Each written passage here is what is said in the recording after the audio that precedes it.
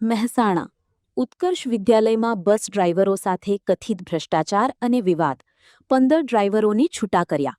Mehsana Palanpur highway પર મોટી દાઉ પાટિયા પાસે આવેલી ઉત્કર્ષ વિદ્યાલયના સંચાલક મંડળ અને પ્રિન્સિપાલ સામે શાળાના જ બસ ડ્રાઈવરો દ્વારા ગંભીર આક્ષેપો સાથે લેખિત રજૂઆત કરવામાં આવી છે. આ ઘટનાથી શૈક્ષણિક વર્તુળમાં ખળભળાટ મચી ગયો છે. ડ્રાઈવરોના આક્ષેપ અનુસાર તેઓને માસિક 11,900 રૂપિયા પગાર આપવામાં આવે છે, પરંતુ 15,000 રૂપિયાની સ્લીપ પર સહી કરાવવામાં આવે છે.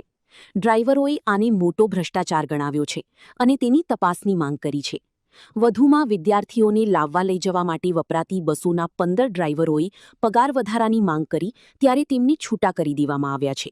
આ ખાલી જગ્યાઓ માટે નવા ડ્રાઈવરોની ભરતીની જાહેરાત પણ કરવામાં આવી છે, જેના કારણે ભારે વિવાદ સર્જાયો છે. શાળાના વિદ્યાર્થીઓની સુરક્ષા અને પરિવહન વ્યવસ્થા પર આની અસર પડી શકે છે. આ મામલે સ્થાનિક વહીવટીતંત્ર અને શિક્ષણ વિભાગનું ધ્યાન ખેંચવામાં આવ્યું છે. ઉત્કર્ષ વિદ્યાલય અગાઉ પણ વિવાદોમાં આવી ચૂક્યું છે, જેમાં વિદ્યાર્થીઓની મારપીટના કેસ સામેલ છે. આ સમગ્ર મામલે વધુ તપાસ અને સત્તાવાળાઓની પ્રતિક્રિયાની રાહ જોવાઈ રહી છે. આવી ઘટનાઓ શિક્ષણ સંસ્થાઓમાં કાર્યરત કર્મચારીઓની સ્થિતિ અને વ્યવસ્થાપન પર સવાલ ઊભા કરે છે. તમારું નામ જણાવજો અને મુખ્ય શું સમસ્યા હોય? મારું નામ છે પટેલ શૈલેષભાઈ અંબાલાલ અને અમે ઉત્કર્ષ વિદ્યાલયના અંદર નોકરી કરીએ છીએ, બધા ડ્રાઈવર તરીકે ફરજ બજાવીએ છીએ. અને આમાં અમારો પગાર હતો 15,000 હતો, પણ અમને 11,800 ઉપર સહી કરાવે છે. અને અમારા ડ્રાઈવરોમાંથી આ બધા છૂટા કરવા માગે. અરે 15 વર્ષથી અમે નોકરી કરીએ છીએ બધા. શું કારણે છૂટા કરવા માંગે છે? એટલે અમે પગાર વધારો માગ્યો એ કારણથી અમને છૂટા કરવા માગે. કેટલા ડ્રાઈવરો છો તમે? અમે 15 ડ્રાઈવરો છીએ બધા. અને જોડે કેટલા કંડક્ટરો છો? અમારા જોડે 3 કંડક્ટરો જ અમને આપેલા છે અને એ સાફ સફાઈ પૂરતા જ. અમારી બસમાં કોઈ કંડક્ટર આવતો નથી. આ બાબતે ક્યાં ક્યાં રજૂઆત કરી છે? આ બાબતે અમે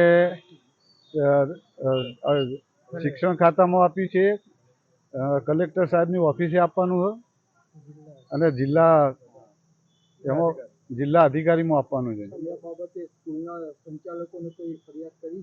હા, સ્કૂલના સંચાલકોને અમે બહુ કીધું, એમને વિનમણીય કરી, અરજી કરી, બધું જ કર્યું, પણ એ લોકો અમને કોઈ જવાબ આપવા માંગતા નથી.